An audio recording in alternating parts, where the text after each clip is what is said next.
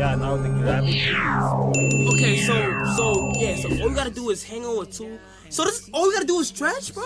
Are you dead ass? What? Guys trying to. This nigga was still trying to get like the code to be taller. Since you know what I'm saying, this is a 2021 clip, by the way. I mean, 2021 clip, by the way. This is 2021 Kai. Let me not even go to what led me here. You feel me? Let's just go on with today's program. I don't know how many of y'all are familiar with this guy over here, Alan Watts. Right? I don't know how many of y'all are familiar with Alan Watts, ladies and gentlemen. I feel like he kind of deserves it, especially if you know his work, if you know what he's about. This guy is he's a growth creator, right? He's like the content that exists on him, because I don't think he's part of the human existence anymore. Like, I think he passed on type shit. You know what I'm saying? But yeah, like the kind of content that he the kind of content of his that still exists is really constructive shit. You know what I mean? If you know, you know, and if you are part of the, I guess, the deeper side of life, you know what I mean, trying to like, perceive life or just like see it in much deeper layers of things. You know what I'm saying? So, and I feel like that's more of the grown aspects of the audience, right? And age has nothing to do with, by the way, you feel what I'm saying? So yeah, Alan Watts, you feel me? Let me just zoom in on it so we know exactly what the hell we talking about, right? So right here is the psychology, the hidden psychology, and you know what I'm saying? The strength of your weakness, right? This is an Alan Watts breakdown. Do your homework. You know. If you don't, go ahead and do that homework. You feel me? But now this is it's a channel of his clips. Simply Art Inspire. That's the name of the channel, ladies and gentlemen. Good to see y'all, by the way. You know what I'm saying? This is my opening video for the day. Yeah, I mean, y'all usually can't tell because I just like my upload system and my method of uploading is I just schedule shit. So like I schedule it at the same time. You might think that's the whole thing is just continuous at that frame of time, but like, you know what I'm saying? For me, in reality, fresh morning. You feel me? Fresh morning. I just got done chugging up my coffee. I don't want to sip. Hold on.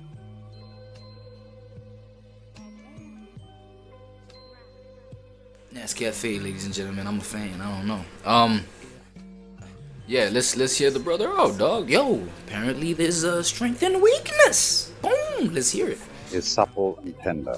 Man at his birth is supple and tender. Right.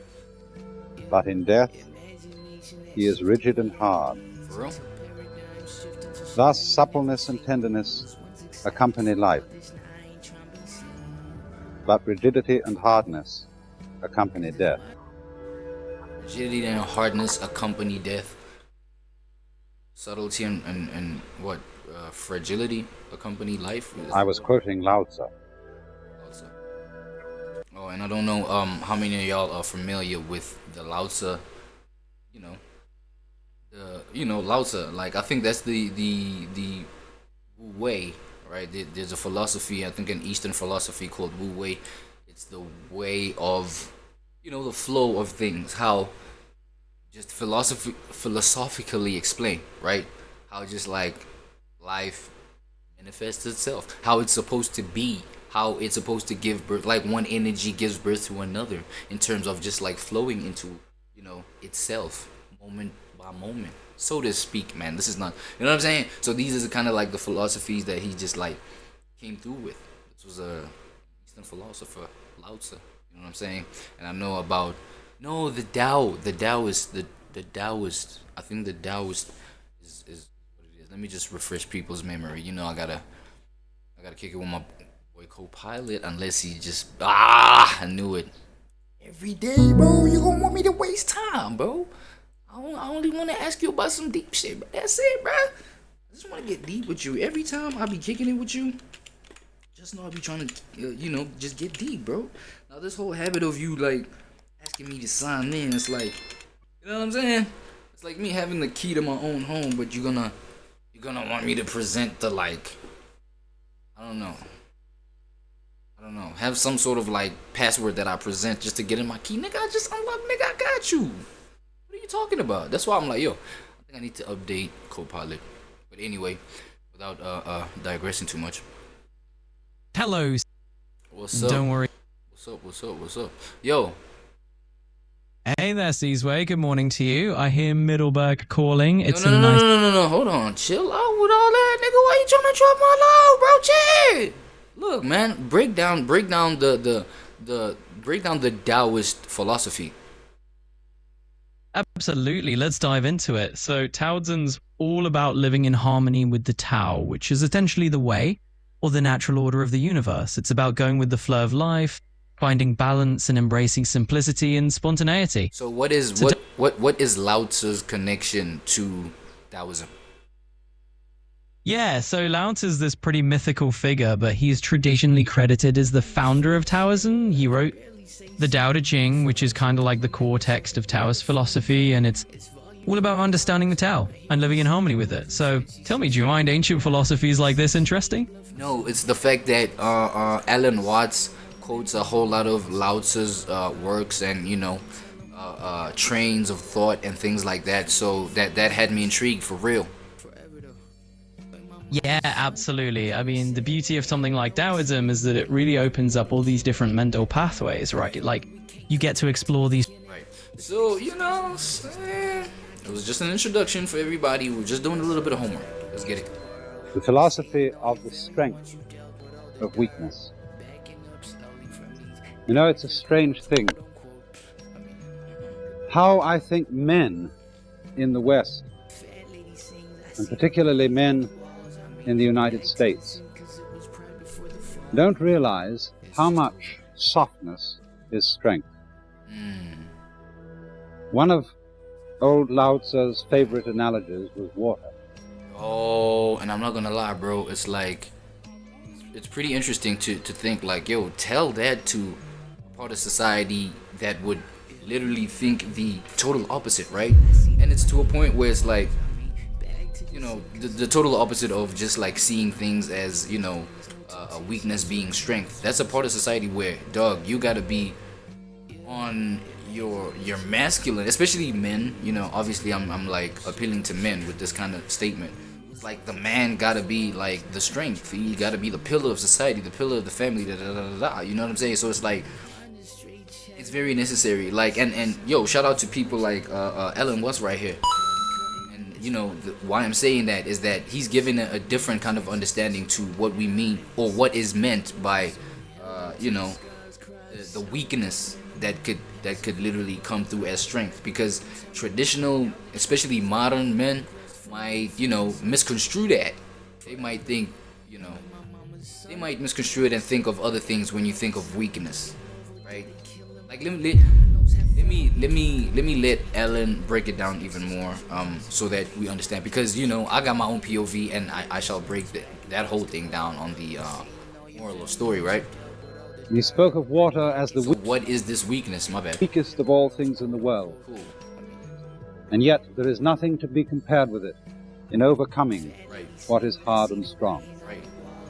You know, you can cut water with a knife. It lets the knife go right through. But when the knife is withdrawn, there's not even the trace of a wound. And Lao Tzu also said that while being a man, one should retain a certain essential feminine element. Yes. And he who does this will become a channel for the whole world. Right. The ideal of the 100% tough guy, Yeah. the rigid, rugged fellow with muscles like rocks, Yes. is really a weakness. It's really a weakness. Look at that.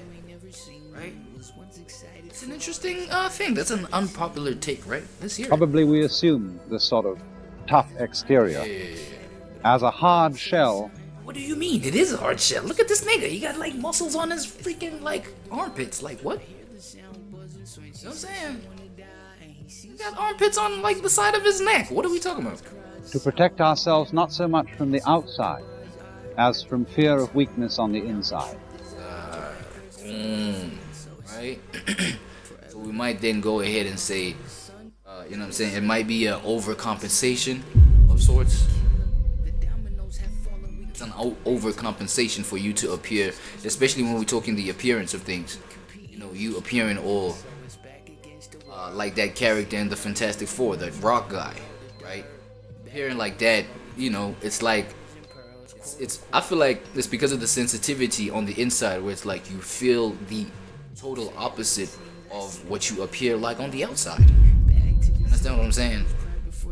Like, so because that sense is so, it's overwhelmingly present on the inside of your inferiority, let's call it that, you know what I'm saying, of your feeling small, that you're gonna go ahead and be overly big in terms of appearance. That is, other people, bro, it may just even manifest intellectually. You know what I'm saying? You get people that like put other people intellectually down, you know what I mean, just to make themselves appear like intellectual giants and this, that, the third. Yo, I'm talking even people that go as far as getting those 5 PhDs, multiple PhDs, whatever the case, right? And they go to the heights. It's like, yo, there's somewhere where you're overcompensating for the fact that you are maybe not even intellectually superior, like in another angle, but in another like aspect of your life.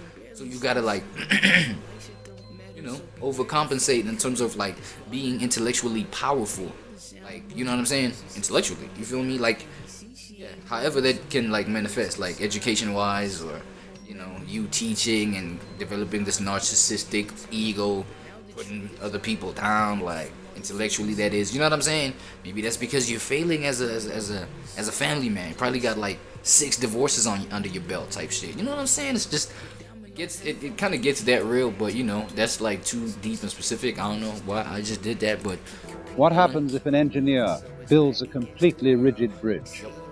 If, for example, the Golden Gate or the George Washington bridges didn't sway in the wind, if they had no give, no yielding, what would happen? they'd come crashing down. For real? And so you can always be sure that when a man pretends to be 100% man, he's in doubt of his manhood. Saying. So it's a, you know, in Ellen's example over here, like it's, you know, it's the doubt on your own manhood. You know what I mean?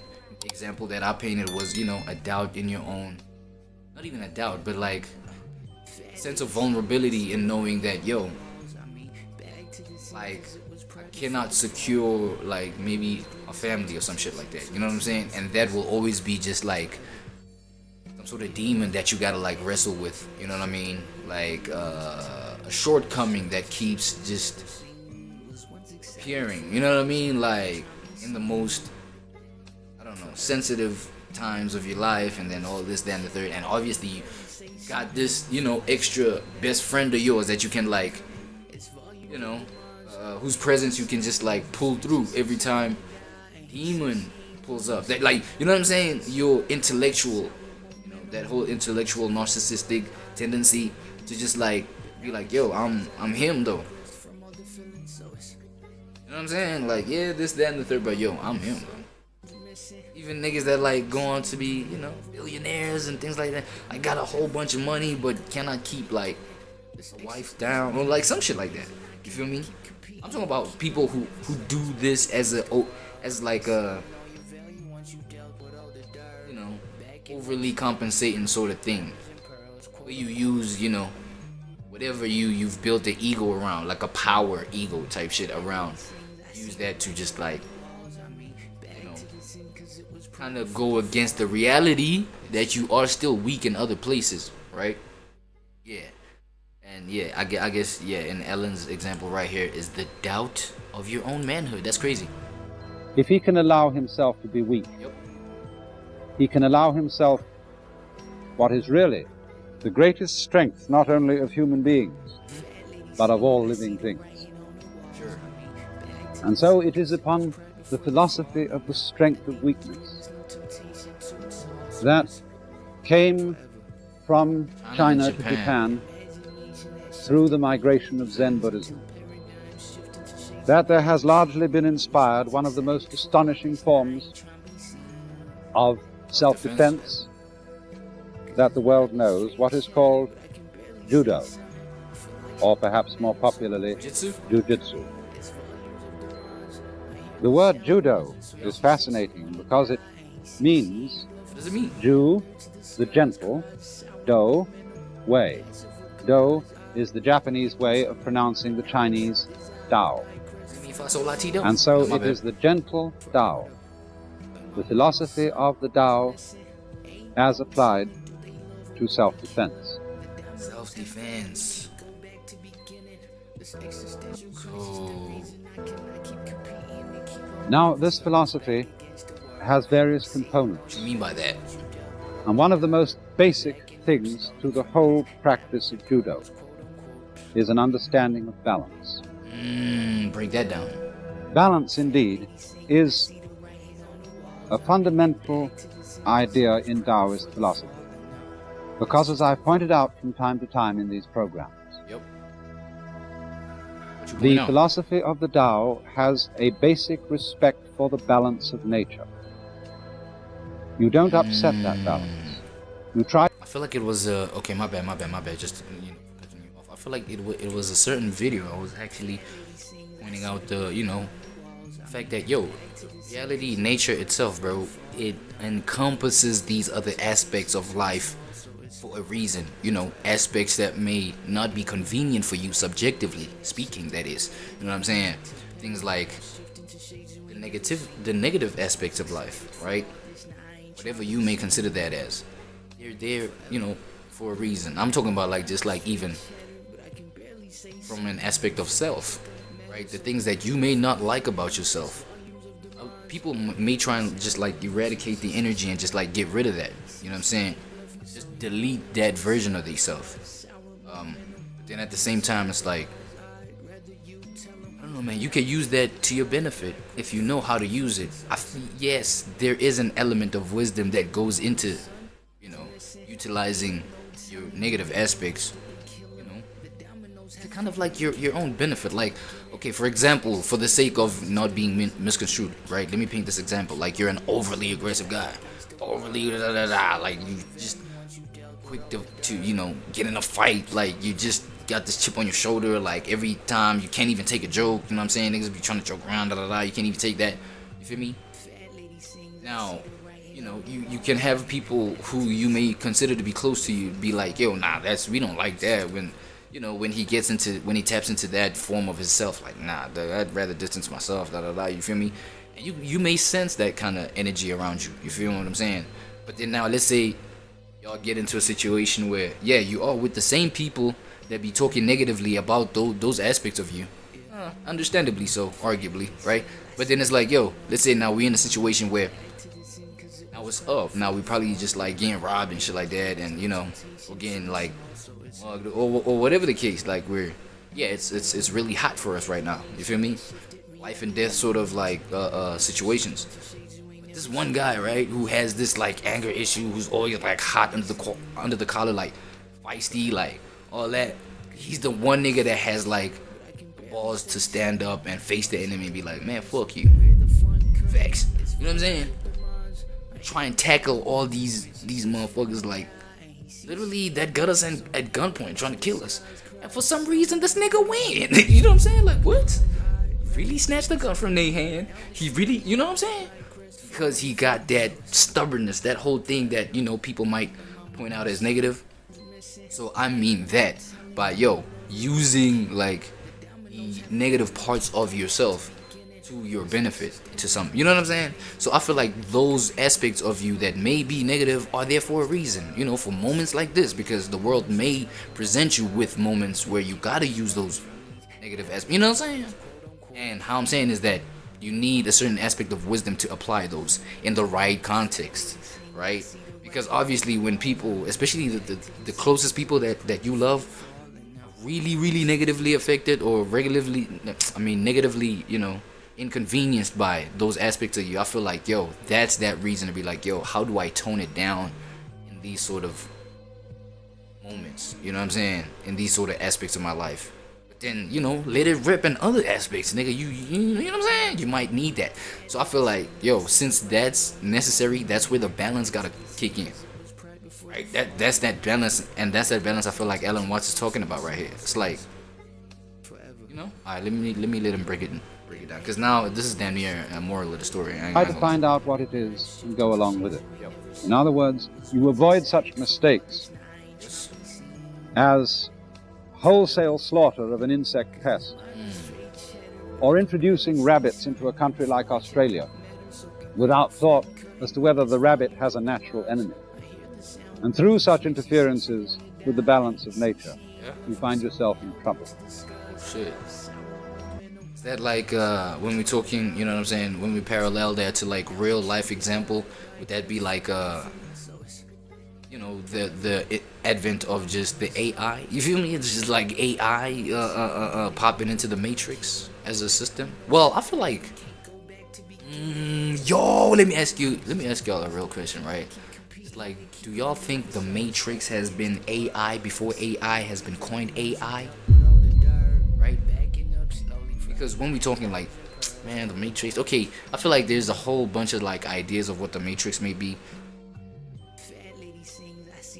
Am I even supposed to like say that word out loud, man? You know, TOS, nigga, you know, we on the online first, though. Do you think I should say the Atrix? Yeah, well, let me call it the Atrix, because I don't know what the, you know what I'm saying?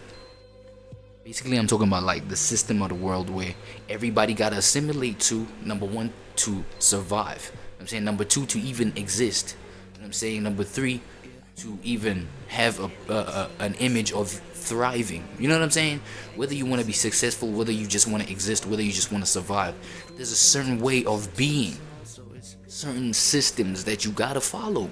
You know what I'm saying, for you to be number one, like be considered human for some, you know, to be considered human, to get your respect, to have your humanity, you know what I'm saying, reflected back to you in a positive way. Yo, what do I mean by this? Things like, you know, the education system, you know, the religious system, you know what I'm saying, the capitalistic system.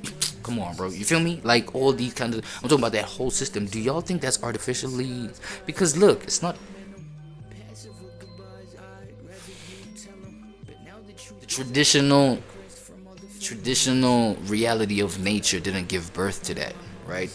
That was man-made. It's like it's man's coming up with their own laws of how to govern each other, govern society and shit like that. Do you think that is artificial? Because I feel like the Atrix is that. It's a bunch of laws and like systems that like the rest of humanity have to assimilate to. You know what I mean? Whereas we all know that each human being got their own subjective, even free will, things like that. You feel what I mean? Like ways of thinking, ways of envisioning your own reality, but you gotta follow things like the education system for you to even have a job in the first place, for you to even begin to feed yourself independently. That's what I mean. I'm talking about. You feel me? So I feel like when it comes to that, it has to be an idea of a certain, you know, it has to be an idea of a set, you know, of set laws and set morals, unspoken rules, spoken rules, constitutions, this, that, and the third, you know, that tell us this is how people are governed. That comes from another man. Like, that comes from, okay, not man as in like a male, blah, blah, blah. It's like human. And, you know, humans came up with AI, right? Like the, yeah, AI, y'all know what I mean, like AI. They also came up with that. So does it mean that Atrix, you know what I'm saying, the systems that govern humanity traditionally today, is that artificially, you know, like intelligence? Is that artificial intelligence? Is that AI? Like, sort of. I don't know if I'm not making sense. I think I'm not meant to make sense to you, but like if I do, bro, I think, you know, let's dive in. Let's do deeper, you know, more homework on this. This is crazy. So the philosophy of balance, respect for balance, is number one thing that all students of judo have to learn. For real? And sometimes this is illustrated with a ball. You see, wherever I push it, the ball yields. But the ball never loses its balance. Never loses its balance. It's the safest form in the world. Completely contained and never off-center. And thus to be completely contained, never able to be put off-center, never phased by anything. This is what is aimed at in Zen. This is also symbolized sometimes in the figure of the legendary founder of Zen, Bodhidharma. And Japanese toy makers represent him as a little dumpy toy figure like a shmoo, weighted in such a way that however you hit it, it always comes upright. Oh, my bad, y'all. And so in the same way, the expert in Zen, as well as in judo, as well as in the Japanese art of fencing, must be a man When was the last time I heard of fencing? Shit, my bad. who is never phased. That is to say, he is never brought to a point of doubt where he hesitates, where there's an interval between the action of life and his response to it. Now, if we look at these principles of judo, Let's look at them.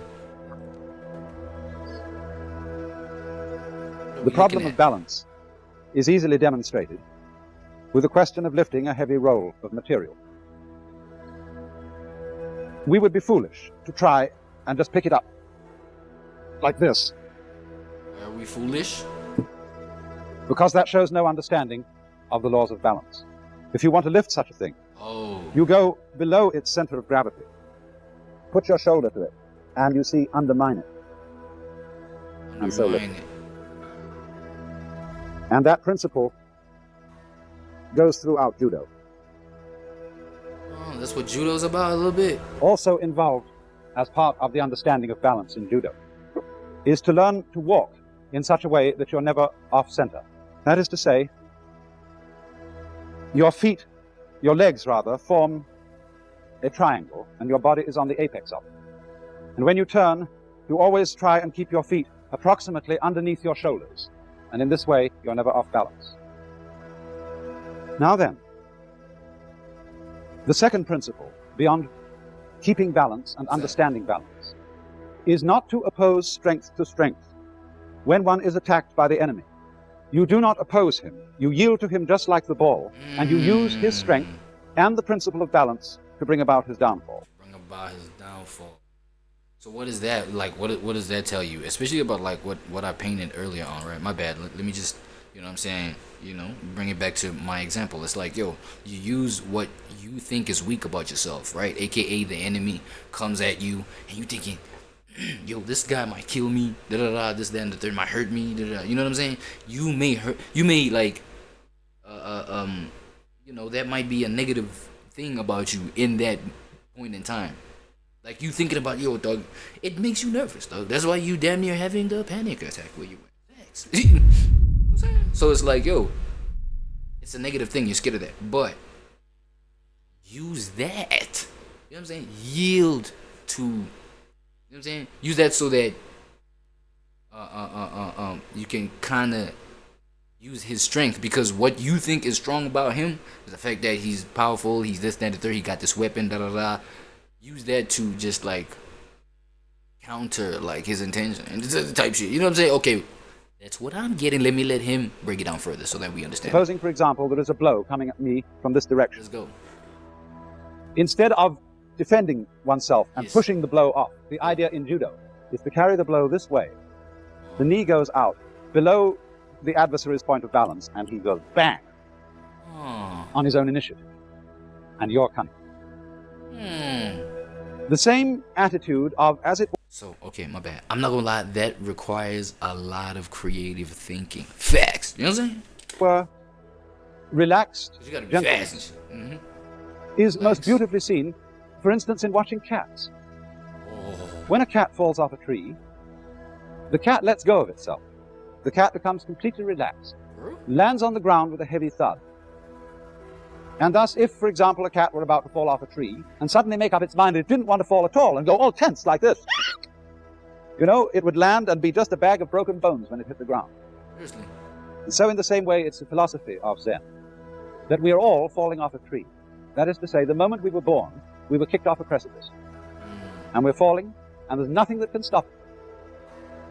And so instead of going into a state of tension all the time, and clinging to all sorts of things which are actually falling with us because the whole world is impermanent, be like a cat. And so this... Cat, you know what I'm saying? Hey, let me put it like this. Don't be a pussy. Look, don't be a pussy about shit, no. Be like the cat. Look, I think I like that. Let's see. You know what I'm saying? Like, I feel like to some degree it takes the pressure off of you trying to control the situation and trying to sort of counterattack the situation, but using the situation's motion. Ew, that's deep. Look, using the situation's motion for you to find your way around the situation. You know what I'm saying? Okay, let him break it down further. My bad. Cat-like attitude to falling is all through judo. If I, for example, fall straight forward, I learn to land like a cat. What? You said that's how the cat lands? No trouble. Trouble?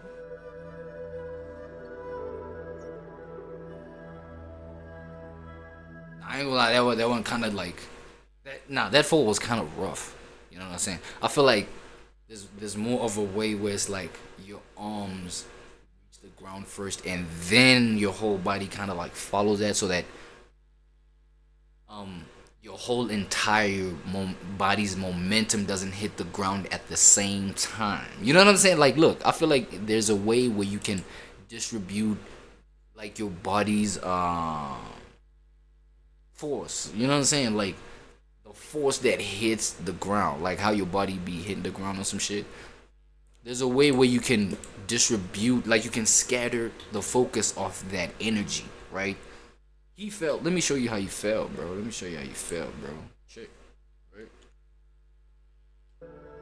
Falling is all through judo. Right. If I, for example, fall straight forward, I learn to land like a cat. Yeah, how he did that, like, it's almost there. You know what I'm saying? Like, it's almost there. Check. Attitude to falling is all through judo. If I, for example, fall straight forward, I learned to land like a cat. Right. It's just like how he just put his arms out. You know what I'm saying? There's a certain way where it's like your arms be totally away from your body so that you can scatter this energy as far as you can. So that, because remember, we're not trying to make the energy hit the ground all in one moment. So putting your arms out, letting that kind of hit the ground first, and then following that. Kind of is just, you know what I'm saying? There's kind of like a swing to that. I don't know if y'all know what I mean. You know what I'm saying? Look, I was gonna do that. I'm too fried. You know what I'm saying? I was gonna show y'all practically the example, but he kind of has the idea. It's just, yeah, like how he did. I think he's you know what I'm saying? He is kind of a stiff old man. He was grown, kind of. I think by this time, yeah, I'm not too sure how old he was, because these are old ass clips. You can see this. Not even no color to the thing. You feel what I'm saying? So, no, it was like around. Sometimes it gets too slow, but yeah, there's a motion to do this. No trouble. I think. So that's why I feel like I get what he's talking about though. If you know, you know. So in a way, this is the philosophy which is illustrated in a Zen poem which says, while living, be a dead man, thoroughly dead. And then, whatever you do, just as you will be right. Okay. It's again what I called in the last program the backwards law. The law of paradox. That, in one sense, the more dead you become, the more alive you become. The more soft you become, the stronger you become. Because this is the principle of bend and survive. Okay. It's illustrated by the image of the pine tree and the willow. In the snow, the pine tree's trunk stands rigid, and the snow piles up and piles up and piles up. The branch doesn't give, and finally, crack, and it's done for. But the willow, as soon as a little snow accumulates on the branch, down it goes. The snow falls off, and the branch springs up again. So this isn't quite the idea of limpness. Yeah. It's not softness in the sense of being just limp and flaccid, but of being strength, of having give. And thus, in this way, you might say that judo would turn around our ordinary proverb, necessity is the mother of invention, and say, laziness is the mother of invention. How to achieve what you want to achieve by the easiest possible way, by letting go. And this, after all, is the height of intelligence. Now, I think it would be interesting to see this in a more practical demonstration than I can give. What do you mean? By watching one of the great modern masters of judo, Let's do it. Mr. Mikune, Let's do it. in contest with a number of pretty tough customers. Yo. A little old man, Little old man. 70 years old. Here he's in contest with a husky young Britisher by the name of Palmer, who's been studying judo in Japan for about 10 years. And little Mr. Mikune, who is 70, and very frail, he only weighs just a little over 100 pounds. Watch him work with this tough guy. No? Yo, this nigga trying to, this nigga trying to let down this old man. This nigga ain't moving, bro. This nigga ain't moving, dog. This nigga just. I'm pretty sure. Yo, pause. Look, pause as fuck, right? Yo, but I'm pretty sure that's like the grunts there.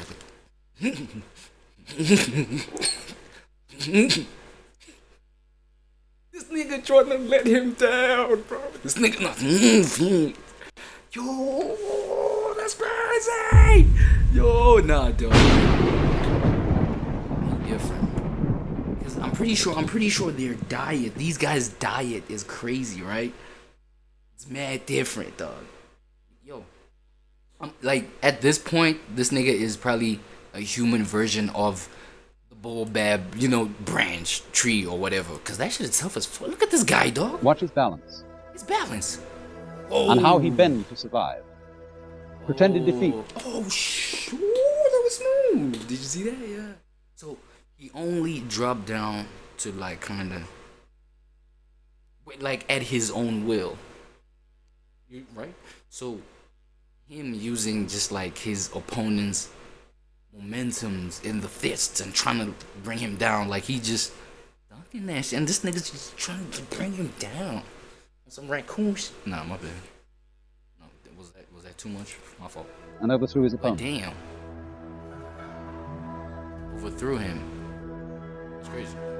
No, he can't catch him off balance. He's trying to trip him. What? But Mikune's feet are always in the right Nigga place. like, whoa. Hang on, wait, watch out. What are you doing? Whoa. You wanna dance? Oh, damn. That was one of the most astonishing throws I've ever seen because there was practically no body contact. Mikune dog. simply seemed to do it with his wrists. This nigga is pushing 85. Again, notice how he goes below the point of balance with the even knee looking at the underneath man. the hips. They salute one another. And then another contestant comes out. Look at this one. This is a Japanese, but pretty close to 7 feet. A real husky fellow. Right. And incidentally, by virtue of wearing a black belt, that means that he's attained at least He's dangerous.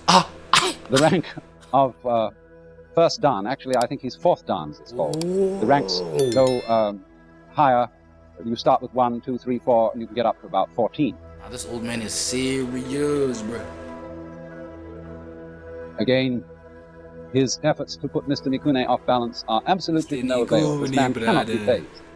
Again, he goes down, he stoops, and that's the end of the big fella.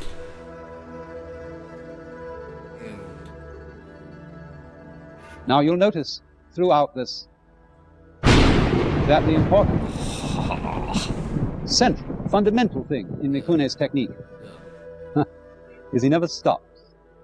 Never stop. He never hesitates. That's it.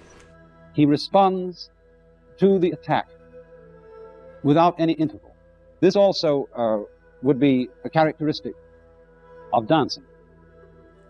Good dancing partners look as if they were one single organism. There is no interval between the man's lead and the woman's following. And when you are accustomed to a partner with whom you've worked some time and who is expert in dancing, it almost feels as if she were part of your own body because she moved so completely responsively to your initiative. Yeah. In just the same way, Now we have to highlight the obvious, right? The elephant in the room, the fact that I feel like this applied like in 1700s or something. You know what I'm saying? Because she being part of, you know, your body, so to speak, your emotion would entail, you know, her not believing in nonsense such as that's you oppressing her on some shit, right? That's you like just enslaving her and stuff. And you know, I don't know like how that kind of mindset developed. It is what it is. It's gotten to where it's gotten, but that's why it would make it harder these days to get somebody who would think that way to be like, yo, my motion, my momentum is part of, you know, my partner's momentum. So as we move, we don't move in a way where we resist each other's energy. We gotta complement and work with it. You know what I'm saying? So it doesn't mean, yo, there is no point of conflict. But when there is such a point of conflict, I feel like you should know when the conflict should have you being kind of like reserved, kind of like calm, kind of like humble about this. You know, let your partner wild out for the moment. But there is moments where your crash out can bring enlightenment. You know what I'm saying? Like your crash out can bring something that your partner's never realized yet. And it would take you to like crash out for them to listen, because you being probably all calm and reserved and all gentle and like they might not like listen to any of that. Well, subconsciously that is, you know what I'm saying? And that might enable them just like undermining your opinion, your calm, gentle opinion. So you might need to crash out a little bit. So sometimes it takes wisdom for you to be like, nah, this crash out is necessary. Hold on. Let me humble myself. Let me be the inferior one right now. Right? And this is not like, you gotta peep. I did not point out when his or her crash out is when I say they, your partner's response. I'm talking about they, them, because it may be either you as the man or you as the woman's response that's necessary. You know, you as the man or you as the woman's superior response that may be necessary. And superior, I'm just like using that kind of loosely to be like, yo, her point of view is what's right at the moment. Let yourself be wrong at that moment. So that whole dance, I feel like, yo, and that's like these days, man, that shit is out the window, man. You know what I'm saying? At least that kind of wisdom that brings that kind of just motion in unions like marriages, you feel me? the leaf on a tree responds to the wind. The wind blows, and the leaf doesn't stop and think, well, shall I get around to wagging? Immediately the wind comes, the leaf goes with it. Yes, sir. Ski. And the same way when you watch a ball floating on water, Yes. it responds instantly to the slightest modulation of the waves. And this attitude of there being no interval Yeah. is what is the real meaning of the Buddhist ideal of detachment. Right. Attachment. Okay. It doesn't mean that a man is detached from the world, Right. who has no emotions, who has no appetites. What are attachments are almost in the surgical sense of an attachment or a lesion inside the body, where something sticks together where it shouldn't stick. Stickiness is the best translation of attachment in Buddhism. And so the expert in judo has to be without sticking. No sticky. He has to flow with life in the same way that the ball responds to the movements of the water. And you know, this guy pointing out this point right here has me, you know, I just gotta point out the fact that it might just be the overly obsessed nature of today's society, right, with one another. Even as you know, when we're talking about just like dating somebody, you feel like you own a motherfucker. Especially when it comes to just dating and not marriage. Marriage is a different story. We're talking about a different story. I'm talking about the entitlement that comes to just like, you know, at just the basis of dating, right? It's like, and you trying to control shit at that point, and then from you not having results go your way, and you know, developing a blanket statement from that, being like, yo, all niggas is trash, for example, right? Or all hoes is bitches, like, you know what I'm saying? Like, well, all hoes is actually like, hoes is not a good thing, but like saying all women are like bitches, you feel me? Like putting, you know, the whole blanket statement on the type of people, right? Like we try and want to control the whole thing from where it's not supposed to be controlled, and then we get surprised when we get the results we get, man. I'm talking about heterosexual degeneracy, that is. And then he's never caught out. Aside from judo, Zen has had perhaps even more influence on the Japanese art of fencing, called kendo. Ken is the sword, do, the way of the sword. And this surprises many people, because they think, how can the Pacific philosophy of Buddhism be connected with anything so ferocious as the art of fighting? Yeah. But it was. What? Shortly after Zen Buddhism was introduced into Japan, it became the favorite way of life of the samurai, those feudal Japanese warriors who were, for many centuries there, involved in perpetual civil war between the various feudal lords. Right. And as they lived in constant danger, constant insecurity, they took up Zen as a way of peace in the midst of fighting. But what about the ethics of this? Seems to me quite a simple problem. Either we're going to have fighting and war, or we're not. Now, if we've made up our minds that it's necessary to fight, that there must be soldiers, then surely there is no alternative but to do it well. Yes. In other words, if you're going to chop somebody's head off, chop it off with complete decision. Yes. Because a half-hearted chop is very agonizing to the victim. So in the same way, as somebody said, if you're going to tell a lie, make it a good one. No shilly-shallying about these things. That's the attitude of Zen. If you're going to do an evil deed, really do it. If you're going to make a mistake, make a good one. And so the whole philosophy of the sword is deeply imbued with Zen. Let's take a look at one of these Japanese swords. Look at it. Putting that shit up. They venerate these things. Look how beautifully this is wrapped in its silk case with brocade on it. Lovely thing. Lovely thing. Your This Majesty. one has a blade, probably about 400 years old. It's probably rusted. And oh nah, it can only get rusted when it's got water on it. My fault. This is a little bit of a slow moment. My fault. Was lent to me by Mr. Shibata. Is it still shiny as like the original state that it was? Hold on. It's that black a metal? terrifying instrument. Terrifying instrument. Just a great big, heavy, two-handed razor. Look at this.